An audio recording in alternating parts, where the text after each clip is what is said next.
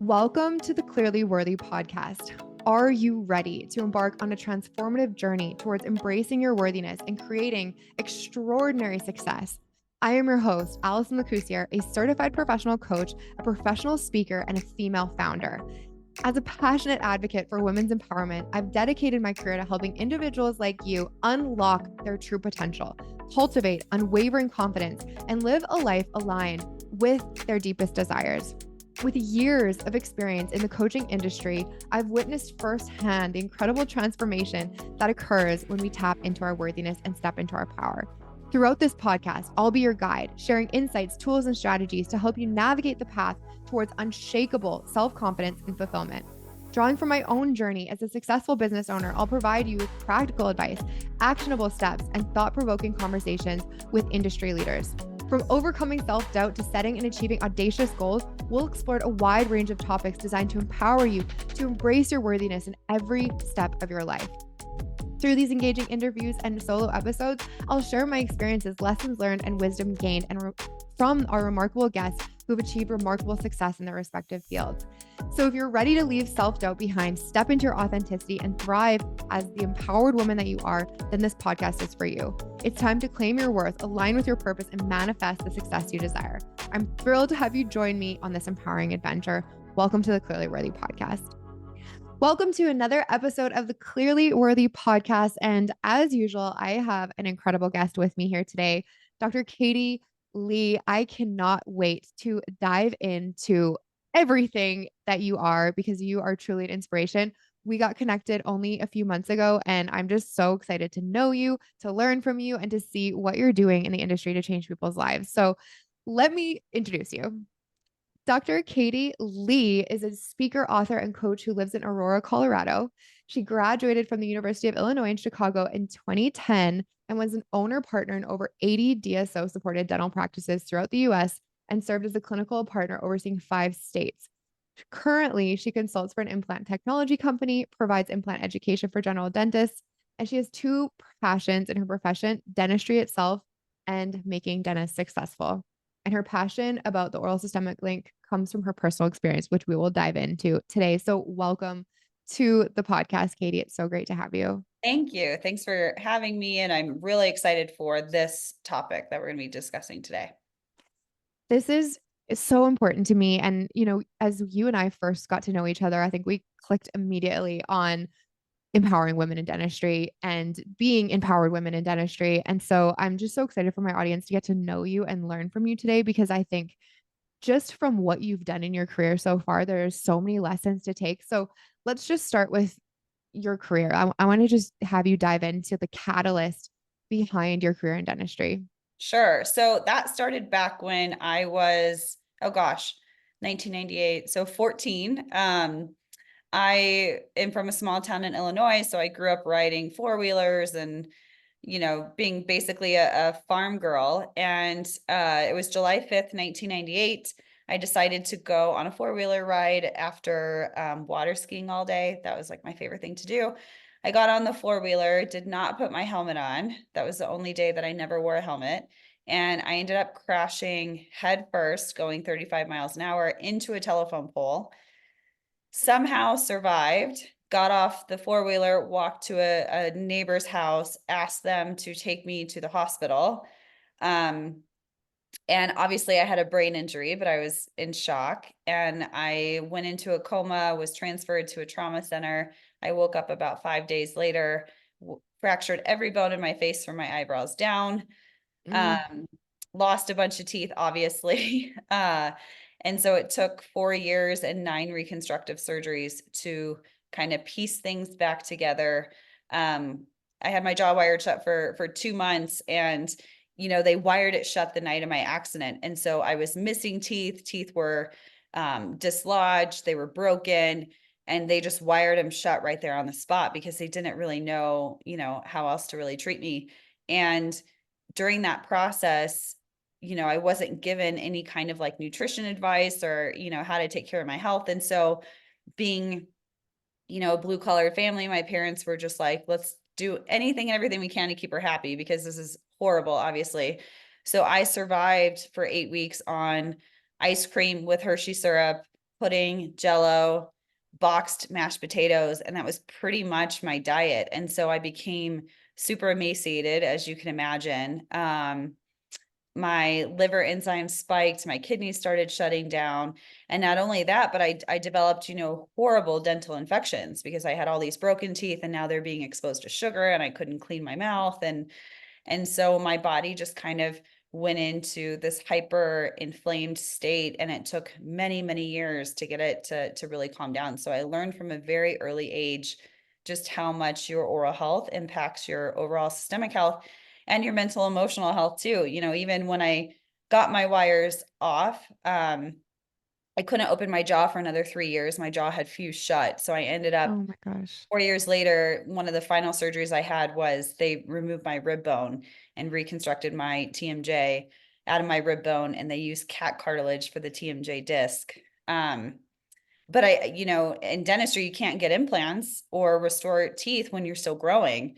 So that entire time as a high school teenage girl, I'm going to high school with no front teeth. And so I had these awful flippers that I was supposed to wear top and bottom, which I laugh because now when I tell my patients they have to wear a flipper for 2 months, they're like, oh my gosh, this is the worst thing. I'm like, I had to wear top and bottom for 4 years. And like, it was awful. And sometimes I would show up to school and I would forget my teeth. I'd turn around and talk to my friends and they'd be like, Katie, you forgot your teeth again. So, it was just a mortifying experience all the way around. Talk about being humbled, at a young age. So that really sparked my interest into dentistry. The dentist that I had during my 4 years, he was so kind and patient and empathetic and really treated me as like a human being, and like he knew or could at least empathize with what I was going through, versus my medical doctors just treated me as like a case study and a patient, and they just had no sensitivity for the fact that I was this high school girl going through all this trauma. So that got me into dentistry and into oral systemic health. That's a long story, but yeah, that's how I Wow. ended up where I am. Holy smokes. You must be just one of the most resilient people I know because of going through that. Like your mental strength you must have had to adapt so much to being strong and trying to be optimistic and looking to the future. How old were you? I was 14. So I was going into Gosh. high school when all this happened. And, I think back now, and yeah, I kind of get emotional thinking about it. But at the time, like you just kind of put your head down and figure out how to get through it. Um, and this was back in high school before like laptops were allowed in school, right? And I broke my right wrist and I had my wrist in a cast. I ended up needing surgery on my wrist. And so I had to learn to write left-handed in Mm. class, because we had no computer. Like I couldn't bring a laptop to class and take notes. And I went to a farm school, so there wasn't any like aid where I could have someone come and take notes for me, right? And so I'm like, well, what do I do? How do I learn? And my parents and my teachers were like, you're gonna have to learn to write left-handed. So I was like, okay. I had to take all my finals early because I would have to get surgery in the middle of or at the end of the semester. And I was, not only did I have to go through all the trauma, but I ended up being valedictorian too at my high school. That's insane. That is Yeah. amazing. I like have goosebumps as you're telling me this story because I'm just imagining a 14-year-old girl not only like crashing, but also getting up and walking to Walking. like you could have died. Like you absolutely could have just laid there and died. And Yeah. oh, gosh, Yeah, the doctors, I remember them telling my parents like, she's not going to be the same when she wakes up. Like just be prepared. She had a lot of brain swelling, she's going to be a different person. She's not going to have good memory. She might, not have the mental capacity anymore. All of these. It's just a miracle that like I'm here. it is. And you're here. Like you are doing all the things. Like you're not Thank just you. kind of here like, hanging out. You are doing amazing things in the Thank world. you. And I'm so blown away by that. So I know you're like that was the catalyst, like the start of your oral systemic journey and passion. How has it translated into your life moving forward? Yeah. So I think just as a practicing dentist, I had mentioned I grew up in a small town, and Mm. access to care was a big issue, for me in my recovery. And I think I probably would have not had so many issues if I would have had access to better doctors. And my parents, bless them, they would drive me to Chicago for care. And so that was 90 minutes each way. And so they would have to take off work for an entire day to take me to my appointments. And that's a huge burden, on a blue collar family. Um, and bless my mom's heart, she really did everything she could to get me the best care. And I'm really grateful for that. And so when I became a dentist, it was top of mind that access to great care is really important. And so I really made it my mission to go out and coach and train as many dentists as humanly possible so that no matter what type of community patients were in, they had access to great care. And inadvertently, that led to me expanding to so many offices. But the reason behind it was I just had this incredible passion to train GPs, especially in implant dentistry, which is where I focus now on implants and oral systemic health because of my story.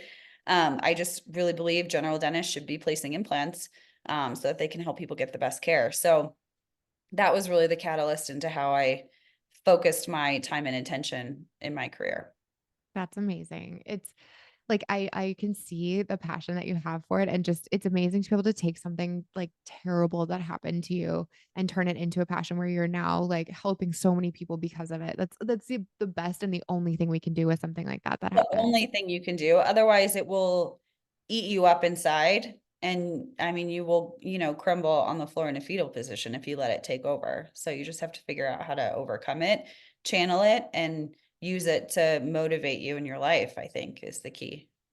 Yes, and I want to like really dial into that because I know even like this time of year people can feel like it can be heavy and it can be stressful and it can feel like a lot sometimes when you're starting a new year.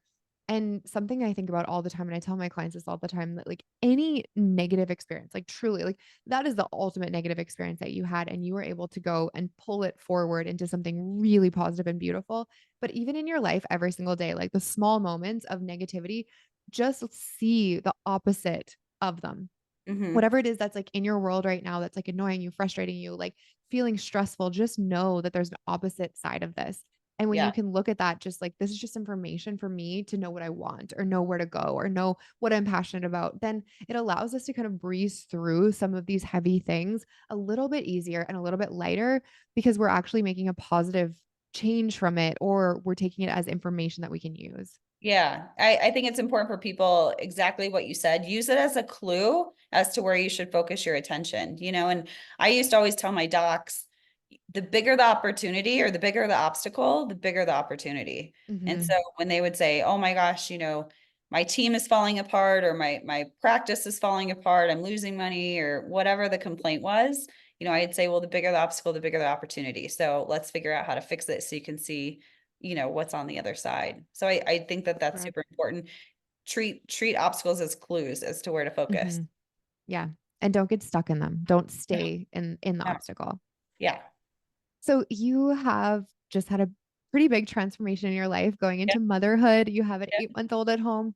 What has your motherhood journey been like? Um, Tragedy. Hence my appearance today. My husband's sick and my 8-month-old is going through a sleep regression. So I would say that that's been the other really big tragedy of my life is fertility. And I don't know if I've shared this with you yet, but um, yeah, oh, I'm gonna get emotional about this too. So I went through 6 rounds of IVF over 6 years. Um, and I've had 4 miscarriages. And I did this all while working full time, scaling, expanding. I never took a day off. Even if I had a miscarriage, I was back at work the next day after the DNC. So it was really, really challenging. And then we had one embryo left, and the doctors have no idea. My diagnosis is unexplained infertility. So they have no idea, what was wrong. But I had one embryo left, and I had a previous employee reach out to me randomly and say, "Hey, I was thinking about being a surrogate. I know you were having some challenges with pregnancy. Would you mind if I was your surrogate?" And I was like, "What? Like, this is insane." And so we did it, we committed, and so I have my son. Yeah, Wow. that's been a really challenging thing to go through. I cannot even imagine. What were some of the ways that you like mentally were able to just keep going when that was happening? Um, that's a good question. I think number one, when I want something, like I think my ego is too big to stop until I get it, right? I think that's part of it. I think the other part of it too is I was really good at distracting myself, which I'm not claiming that that's healthy. But I was really good at knowing how I processed things and really good at distracting myself from what was going on until I was ready to deal with it. So oftentimes when I would have a miscarriage or a failed implantation or something like that, I would throw myself into work because I wanted to keep my mind focused, an idle Mhm. mind is the devil's playground. I say that all the time too. And I knew if I sat in it right in that moment, I would Mhm. end up in the fetal position on the floor. And so I would do that for, 6 to 8 weeks. And then I would be like, okay, now I'm ready to go through and process mentally and emotionally. So then I would slow down, and do some Reiki and some therapy and things like that to help me get through. But I think there's so much pressure nowadays to like feel and process and sit in it, which are all good things, but it doesn't mean it needs to happen immediately. There's a Mhm. time and place. And so I was really proud that I knew that about myself and I did what I needed to do to get through. How did you know that about yourself? Um, I went off of feeling. So I'm work is always something that I've been really good at. I'm really good Mhm. at working. I get so much energy from working. Some people are like, "Oh my gosh, I can't believe you work so much." And I say I have more energy when I'm working like that than I do. Mm. We were just talking about this than I do when I have a day off. Yeah. And so working made me feel good. Mhm. And so I kind of just went with my intuition and what went with what felt good, and work is something where I could achieve and accomplish. And I know that I like achieving and accomplishing things. That's really important to me. And so I just surrounded myself with things that I knew that would feed my soul Mhm. until I was ready to tackle the hard stuff. I think that's such an important point. Like, you're right. Especially today, we've opened up the conversation about processing trauma and Yeah, healing and emotion. Like, there's a lot of conversation around it, which I think is great. It's great that we can openly discuss these things and kind of take them out of like a shame closet and put them into real life and be like, this is it. People go through hard things. We all feel the feels and we can talk about it. But I think the most important thing and something that I'm just like leaning into so much more than I used to is that no matter the professional, the expert, the therapist, the book, whatever it is that you're learning about, there's nothing more important than your own intuition and who totally. you are. And I similarly, I get a lot of, questions or comments like, I don't know how you do it all. Like, and in a way that's not like, I don't know how you do it all. That's amazing. It's like, you shouldn't be doing so many things. I was And gonna say, I feel like that's a lot of what I see now is like people mhm, trying to like claw other people back in, and it's like, no, no, no, don't get too far out in front of the rest of us. You shouldn't be doing all of this. This is bad for you. And it's like, I don't know if I agree with that. yeah, and I don't think that anyone could ever tell you what's bad for you when you're aligned, like you're a conscious being where it's not like you're like running blindly, avoiding things and just like not paying any attention to yourself. It's really like I know who I am. I've spent the time to get to know who I am, and this feels right for me, or this doesn't feel right for me, and that's the most important thing out of anyone giving you any expert advice. Yeah. And it took me a long time to get there. I don't want to make it sound like, oh, I knew who I was since I was 14. No, that's like not the case at all. Um, Mhm, I've done a lot of work to try and figure that out and to like be confident enough to say, like, this is what I need to do for me right now. mhm. And try and always envision a horse with like blinders on, right? Like try and get the noise out of there. One thing I did, in 2021, I think I'd had another miscarriage or failed IVF. Oh, no, I remember. Yeah, I had a very tragic failed IVF. Almost bled out and died. They had to call a code blue. And then, I went back to work. That was in April. And then my dog that I'd had for 16 and a half years passed away over Thanksgiving. And like, then I was like, okay, I need to cash out for a little bit. And so I ended up taking off the entire month of January. And I had never done that before. I had never taken, time off, especially extended time off, and walked away from my practices. And by the time I'd said that to my team, that that's what I was doing, and there was a lot of fear in me for stepping away from my businesses for a month. I mean, I was convinced everything was going to crumble, but I knew that if I didn't, I would, if you don't take care of yourself, you can't take care of anyone else, right? Mm-hmm. I could just sense that like I wasn't being my best as a business person or as a clinician or as a boss. And so when I told everyone I was going to step away for a month, everyone was like, thank God, good for you. We're here to support you. We are going to make sure that everything is great. And no one contacted me during that month. I mean, they really gave me my space. So I think once you're really confident in who you are and what you need, and you ask things of other people to support that for yourself, people really fall in line. Mm. It reminds me of something I'm focusing on and learning more recently is vulnerability as a leader. Mhm. There's a balance, and then the balance is tough to be vulnerable and to be open and share certain things about your life and like who you are and what you need, but it's also necessary. How do you see that balance in the sense of vulnerability as a leader? I'm an oversharer. I would say that that's probably one of my best attributes and also one of my worst, because there are probably some things that I shouldn't share with my team, but I do anyway.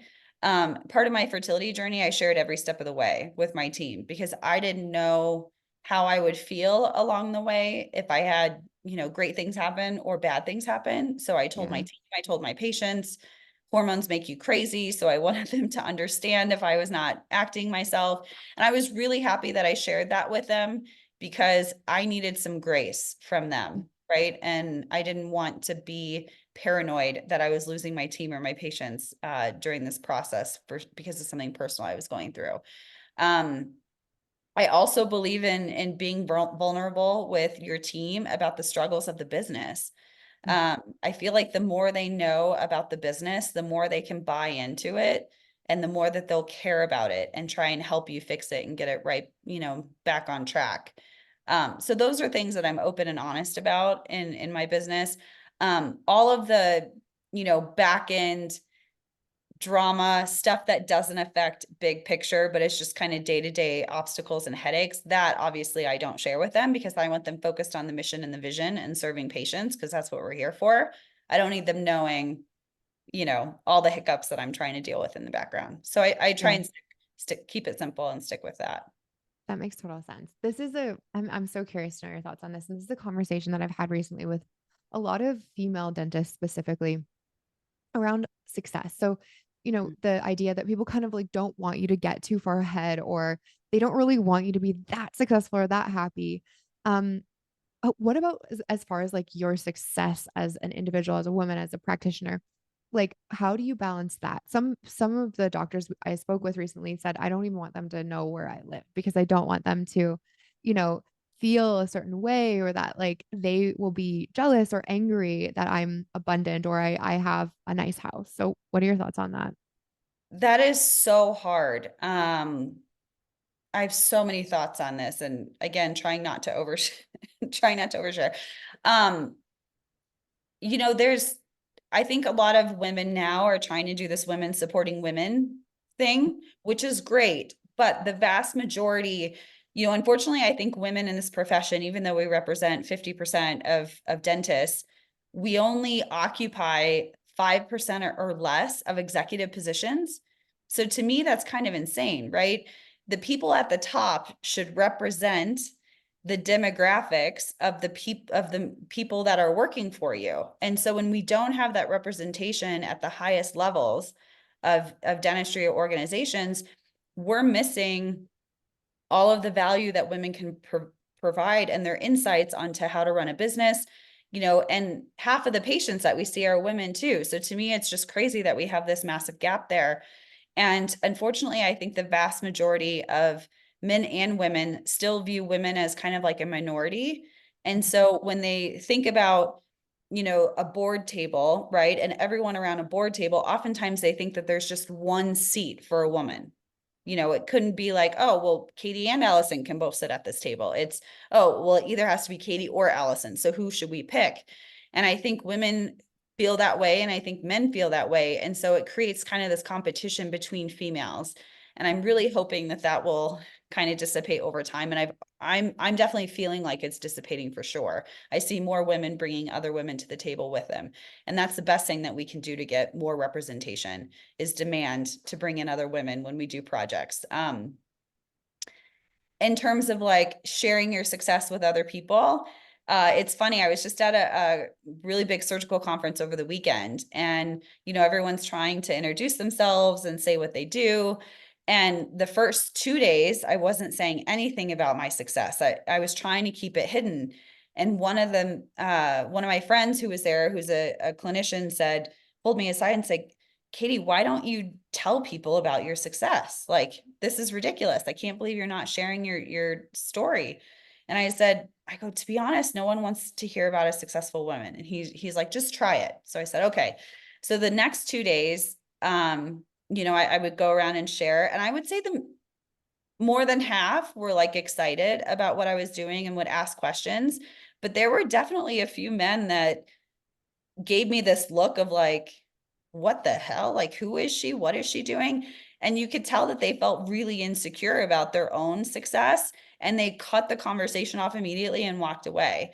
And so I think I'm still struggling with, owning my success, not being ashamed of it, and sharing it with other people. And then to answer your question about like, do you tell your team members? Because what if they see the type of house you're in and all of that? I think that happens a lot. But what's really key is when you're trying to hire people for your team, make sure you're hiring people that are aspirational, that want the life that you have, because you can be a motivator to them and a mentor to them on how to get there, right? Because not every dentist or professional entrepreneur has an abundant life. It takes Mhm. a special person to get there. And I always try and surround myself with people who want the life that I've created, because I will help them get there 100%. I don't want someone who's jealous of me. No. Oh my gosh, there's just so much goodness in what you said and so much to really unpack. But I think it's something that I've done recently, probably the last like 3 to 5 years, because when I started kind of rising in my career and changing, I even my closest friends, I was very surprised at, they're not happy for you. And I was very confused. I'm sure they're like, And Allison, you're doing too much. Allison, you shouldn't be doing this. Allison, when are you going to have kids? Like, yeah, I yeah, get you it. need to slow down. Like, why are you trying to do all this stuff? And it's very a bizarre experience, and it's a very lonely experience actually. Like you start to question yourself. You're like, this I know this is right for me, but like why is the reflection of all these people around me not working? And then you meet just one person that gets it. Yeah. You can have a real conversation with them and you have an abundant mindset and they're there to celebrate you and it all changes. Well, And so, sorry to interrupt you, but do you think anyone ever tells Jeff Bezos to slow down? Probably not, right? yeah. Like, why is it just a female thing that it's like, oh, honey, you shouldn't be doing this? Like, sorry, I digress, but that drives me nuts. No, and I think it's like because traditionally and typically, like we have to do a lot of other things on the back end with our household and our families that if we aren't focusing on that, then like who are you as a woman? Mhm. And that's the part that doesn't work for me. Like we get to decide who we are as a woman and how we want to play a role in the lives and we get to now and that's amazing. Yeah. So it's a very interesting experience and there's this like kind of litmus test I put people through now. I'm not it's not judgment, it's more discernment. But anytime I feel like negative reaction towards me and the things that I'm sharing that are really actually exciting and positive for me, and anytime I have somebody that shows anything less than excitement and true abundance and joy, I just kind of recognize that it's a reflection of their own insecurity and doubt. And then I have empathy for them and then I move on. But I also protect myself from them because the people that haven't dealt with their own insecurity, fear, doubt, like why is it must be easy for her, it's not easy for me, kind of like that victim mentality, they're kind of dangerous to be around. Totally. because they're not actually rooting for you. It can change. Like somebody can be in that mindset and they can evolve and grow to being abundant mindset and cheering for other women in a very genuine way. But like for a period of time, you have to just like kind of push people into the Totally. over to the And that's side. not your job to change their mindset, right? There's another slogan I live by, carry your own bag. Because Yeah. I'm very much an empath where I take on a lot of things from for other people. And I've I love the word that you just said, discernment, because that's another word that I have written down in my journal that I need to get better at is discerning, who I want around me, because our mindsets are so, or they can be fragile, right? And if you have Mhm. someone, it's like your immune system. You have a strong immune system, but if you get around someone with COVID or, RSV, you can get it too. And so I always view mindset as like this contagious, fragile thing. And I want to protect it and make sure that I'm surrounded by people that have the same kind of viewpoints and growth mindset that I do. That's such a good point. It is such a good point. And similarly, like I'm very empathetic. And as a coach, being a very empathetic Sure. coach can be kind of tough. But I learned pretty quickly that my empathy only gets to extend so far until it actually hurts my clients. Because if I'm overly empathetic and letting them off the hook for everything, they're not growing, they're not learning, they're not actually getting what they need from me as a coach. And so, empathy is one thing I can understand and see through kind of like a veil of someone being kind of jealous or mean to me. I'm like, oh, okay, they're just insecure and unhappy with themselves. But that's as far as the empathy goes. Totally. Like there has to be a level there. And then also with people that are trying to grow and trying to learn, you also have to hold them accountable. So personal accountability is so critical. It's yeah, it's absolutely necessary. So I want to know from you, like you've had so many amazing experiences. You have been able to overcome so many things. And I just love learning more and more about your mindset. And I'm excited to read your book, although I feel like you need to write like a completely other book on like women in business. Um, Actually, so it's funny you say that because when I was pitching my book idea, my other book was women in scalable businesses. And so I was like, should I do it on oral systemic health or should I do it on this other topic? And then the self-doubt creeps in of like, who are you? What do you have to say about that concept? So I chose oral systemic health, but maybe I'll write another one. We'll see. yeah, 2024, another book. I'm here for it. I'll be buying your book for Good. sure. Good. But in light of that, like what advice would you give other women looking to start their own business, either in dentistry or outside of it? Um, oh my God, I have so much to say. And all of it that I'm going to say, it's not like I follow this to a T. And so I'm kind of coaching myself when I say this. Um, I would say the first thing is like, go for it. Don't be afraid to work hard and get rid of the naysayers around you to slow down. I would say there was a long period of my 13 and a half years in the DSO space where I I did listen to people saying, you're going to burn out. You need to do more work-life balance. We don't want to give you any. Oh, this was something I always heard. We don't want to give you more offices because we don't think you can handle it. And I would say, well, how's my financial performance? Oh, well, it's the best in the company. Okay, well, I'll decide if I can handle more or not. Um, so I would say go for it. Don't be afraid to work hard. Don't listen to people who say that you're going to burn out. Find your true north, your inner voice, and follow that. If it's saying to rest and take time, do that. If it's saying to push, push. Um, the other thing I would say that I've experienced quite a bit is, uh, I a lot of times, and I'm sure you've had this experience too. You're having a conversation with a male, and you have this great idea, right?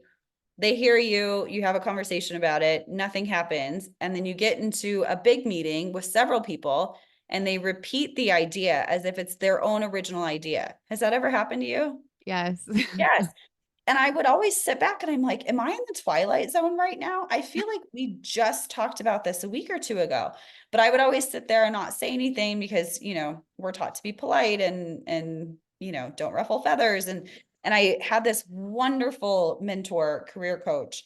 And finally one day I brought it up to her and she like leaned forward and looked at me straight in the eye and she goes, that's pure misogyny. It happens all the time to women. Next time that happens to you, you raise your hand and you speak up and you say it was your idea. And so I started doing that and started taking credit for the ideas that I had because I had really great ideas.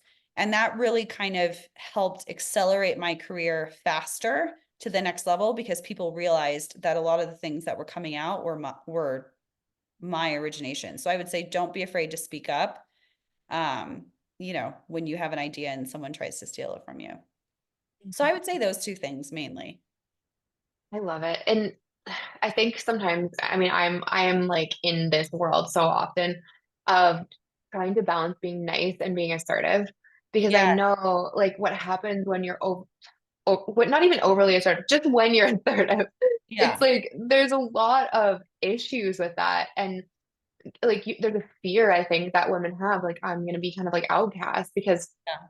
I'm lucky enough to be here and like maybe they'll realize like I don't know all the things I'm talking about when I stand up for myself. And I think those conversations need to start changing because it really is like we're already trying to do our job and to be creative and lead teams and take risks. And then meanwhile, we're also running mental gymnastics trying to figure out how do we like stay likable and stay relevant and stay kind enough while assertive and all of these things in the background. It's exhausting to try and do that. It's really hard. And something that I've had to really work on is people pleasing. Um, Hmm. I very much would tailor my temperament and personality and how I presented myself because I wanted to please other people in the room. And that's something that I'm always trying to remind myself of, am I doing X, whatever it is? Am I doing this to make myself happy or am I doing this to make other people happy? And Hmm. I try and use that discernment, what you were talking about. And I try and discern, is this for me or is this for other people? Because I should only be doing something if I'm an entrepreneur for myself, right?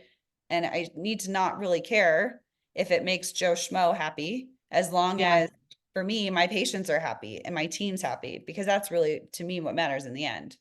Yes, exactly. And this is something I talk about all the time. Like, there's this idea of like being selfish. Like, if you're prioritizing yourself, you're being selfish. If you're taking care of yourself, you're being selfish. If you're asking for what you want, you're being selfish. And I feel like women have this like aversion to being selfish, but it's exactly like the airplane mask. If you don't put your oxygen on first, you won't be able to be who you could be for the people in your life and for yourself. And it's necessary.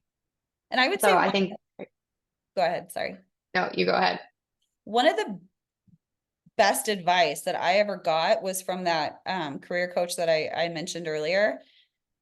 I was, when I first started working with her, she said, list off everything that you have on your plate. And so, I vomited everything that I do. And she was appalled at the fact that I didn't have help. And she's like, how do you not have an executive assistant? How do you not have a chef? How do you not have a trainer? How do you not have a dog walker? How do you not have all these people helping you? And I said, well, what do you mean? Those are my responsibilities. And she said, do you think a male executive does any of this stuff? And I was like, well, no, he has an executive assistant. He has a wife and he has, and she's like, you're an executive. You need to start acting like one. And so she actually forced me, and I'm comfortable saying that, forced me to hire help. And I was really nervous. It was like, I can't afford this. There's no way I'm going to be able to thrive if, and have all this abundant lifestyle if I have to pay for all these team members. And it did the exact opposite. I mean, once I Hmm. offloaded all of that non-paid work that I was doing, it allowed me to focus so much more time into the business and have more free time to recharge my brain and to get creative again. And my business actually soared once I got help. And so I think that's really important for a woman in business. Don't be afraid to have help. Mm, yes. Oh my gosh. I think I learned the term house manager when I was like 22 or 23, and that is like my goal. I like immediately I hired a housekeeper. I hired I hired somebody to like make me meals, and I was like a 24-year-old office manager. That's But what it allowed me to amazing. do, yeah, I was like, but like the math, like I'm not, what if I didn't spend my Saturdays cleaning my house and actually spent my Saturdays studying and going back to school and learning? Like it's just about like maximizing yourself and like multiplying your time. So I'm all in favor of that. And I think it's so important. Like, you do not have to be doing all the things that you're No. doing. Plus, if you don't like them, you can also afford those too. Yeah. If you're doing stuff you don't like, that drains your energy, right? So Mhm. I don't want to spend any time doing something I don't want to do. And I just Yeah. commend you. I mean, every time I talk with you, I'm just blown away by how intuitive and intelligent you are. Like 24 to realize that. Good for you. That's awesome. Thank you. I I read appreciate that. I read a book by it's about the almanac of novel, oh, Ravencat. I'm gonna butcher his name. But anyways, this like super intelligent guy, and I think someone wrote a book about all of his wise sayings and what he does in business. And what he said to do is put a price tag on what your hourly rate is. And Mhm. if you can hire out that task and it's below that price tag, hire it out, because you should be going and doing something else. So Oh my that's gosh, I literally say this all the time. Like my boyfriend's an attorney and he's like doing something that's taking him a little bit of time. I'm like, what are your hourly rate? Like, can we hire somebody for this? It's because it frees you up, not only from like doing the task, but just mentally, energetically. The payoff is massive. So I think so many women need to hear that. And I'm just so grateful that you gave that. I could sit here and talk to you all day. I really could. I think that we are learning so much from you. But I'm curious to know, what does the future hold for you and what are you the most excited about as we come into 2024? Yeah, so in true Katie fashion, I'm just kind of throwing um darts at a dartboard and like seeing what sticks. I love to put my hands in a ton of different stuff. So I took a year off.